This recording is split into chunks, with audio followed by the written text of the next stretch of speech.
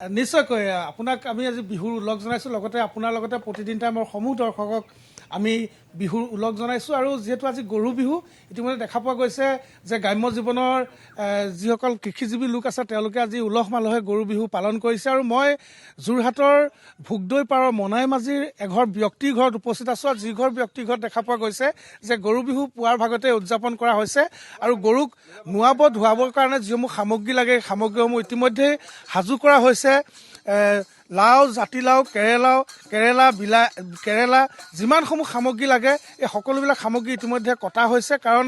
এটা কথা আছে যে অসমীয়াত কথা কয় যে লাও খা বেঙেনা খা বছৰে বছৰে বাঢ়ি যা এনেধৰণৰ যিটো আপ্ত বাক্যশাৰী আছে সেই বাক্যশাৰী লৈ ইতিমধ্যে এইসকল খেতিয়ক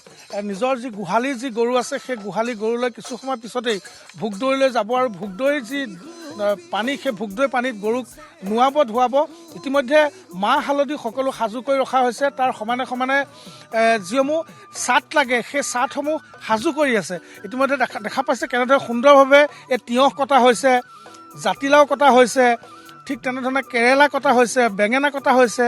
থেকেৰা কটা হৈছে মোৰ সতীৰ্থ ভিডিঅ' জাৰ্নেলিষ্ট পৰাগে এই যিখন আছে ইয়াতে মই দেখাবৰ কাৰণে অনুৰোধ জনাইছোঁ কাৰণ খুব সুন্দৰভাৱে সকলোখিনি কটা হৈছে তাৰ সমানে সমানে এই যি মাহ হালধি লাগে তাৰ বাবে হালধি সম্পূৰ্ণৰূপে এই মুহূৰ্তত সাজু হৈ আছে হালধি মাহ তেওঁলোকে তাক কিছু সময় পিছতে পিচিব চাট তৈয়াৰ কৰিব চাট তৈয়াৰ কৰাৰ পিছতে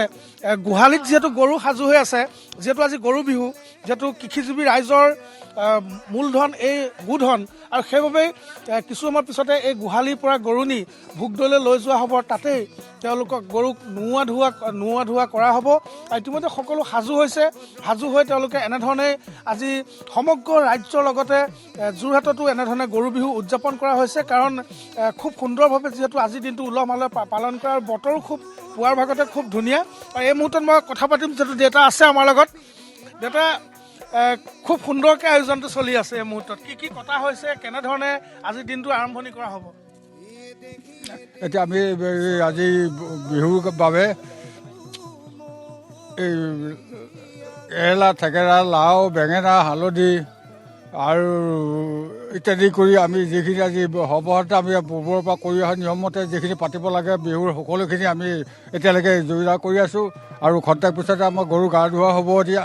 আমি গৰু গা ধুবলৈ আমি সমস্তখিনি ৰাইজে আমি একত্ৰিত হৈ আমি গৰু গা ধুৱাবলৈ নদীৰ পাৰলৈ যাম গতিকে আমাৰ এইখিনিকে আমি কাটি কুটি আমি এতিয়া ৰাজ যোগাৰ কৰি আছোঁ এইবাৰ কিন্তু এটা কথা ক'ব লাগিব যে যিহেতু এইবাৰ শাক পাচলিৰ দাম যথেষ্ট বেছি বা যথেষ্ট বেছি এবাৰ পৰিব হৈছে এইবাৰ কেৰেলা থেকেৰা বেঙেনা যিখিনি দাম যথেষ্টখিনি দাম কিন্তু এইবাৰ বাঢ়িছে আমি এজনৰ লগত কথা পাতিম যিহেতু এইবিলাক ঘৰতে হৈছে সেইকাৰণে এনেধৰণে কথা দেখা পোৱা গৈছে কেনেধৰণে আয়োজনটো কৰা হৈছে হয় আপোনালোকক ৰঙালী বিহুৰ শুভেচ্ছা জনালোঁ লগতে সদৌ অসমবাসীলৈ ৰঙালী বিহুৰ শুভেচ্ছা জনাই মানে যিটো আপুনি কৈছে যে কেঁচা সামগ্ৰী যিটো আমাৰ ঘৰতে উৎপাদন হয় সেই হেতুকে আমি প্ৰায় ইমানখিনি বস্তু ঘৰৰ পৰাই সংগ্ৰহ কৰা হৈছে গতিকে মূল্য বৃদ্ধি বুলি আমি ক'ব নোৱাৰোঁ কিয়নো বস্তুৰ প্ৰতি মানে যি বতৰৰ প্ৰতি লক্ষ্য ৰাখি যি বস্তুৰ মানে মূল্য সেই মূল্য সঠিকভাৱে কৃষক ৰাইজে নিৰূপণ কৰিছে মই মাখিয়তী অকণমান আনিবৰ কাৰণে মই দেখাব বিচাৰিছোঁ যিহেতু আজি গৰু যেতিয়া ঘৰলৈ ঘূৰি আহিব গা ধোৱাৰ পিছত যে মেলি দিয়া হ'ব তাৰপিছত গৰুক মাখিয়তী দীঘলতিয়ে গৰুক কোবোৱা হয় যাতে গৰুৰ স্বাস্থ্য ভালে থাকে আৰু এয়া মই দৰ্শকসকলক দেখিছোঁ ঘৰতে থকা মাখিয়তী আৰু দীঘলতি কাটি আনিছে এজন ককাইদেৱে ঘৰতে আছে এইখিনি সকলো ঘৰতে আছে চব ঘৰতে আছে এয়া মাখিয়তী এয়া দীঘলতি কাটি অনা হৈছে কাটি পেলাই গৰু যেতিয়া ঘৰলৈ ঘূৰি আহিব মাখিয়তী দীঘলতি সুন্দৰকৈ গৰুক কোবোৱা হ'ব তাৰপিছত গোহালিক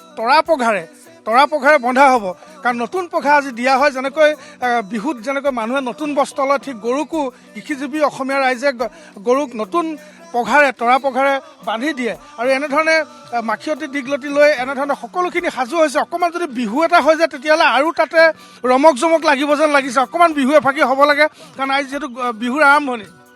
হয় পৰমদা আপোনালৈ নতুন বছৰৰ শুভেচ্ছা আটাইতকৈ ডাঙৰ কথা আমাৰ অসমীয়া জাতি বাপতি সাহোন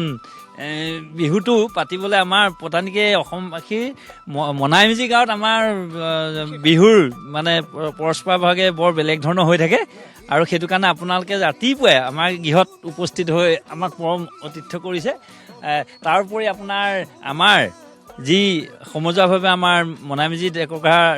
ৰাইজে মনাইমিজি ভোগদৈ দলঙৰ তলতে আমাৰ গৰু গা ধোৱা পৰ্বটো বহুত দিনৰ পৰা হৈ আছে।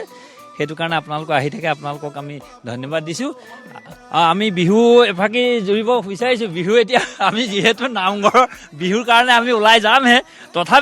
তথাপিও মানে আমাৰ হেৰি হোৱা নাই এতিয়া। তথাপিও অতিকৈ চেনেহৰ বগাৰে মহুৰা তাতোতকৈ চেনেহৰ মাকো তাতোতকৈ চেনেহৰ বহাগৰ বিহুটি নাপাতি কেনেকৈ থাকো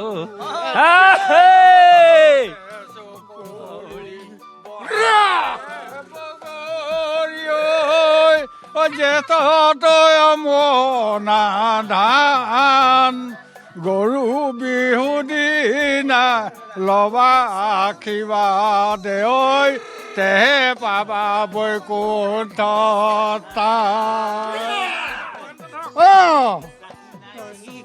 লৈ যামে কেনে কৰি যামে কেনে কৰি শিল্পত নাই নচলে পাও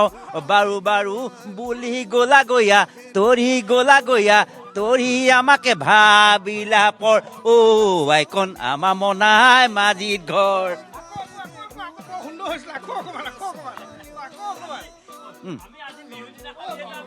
আগতে বাঁহী বাই আছিলো শাহুৱাই শুন কি বুলি শাহুৱাই শুনিলে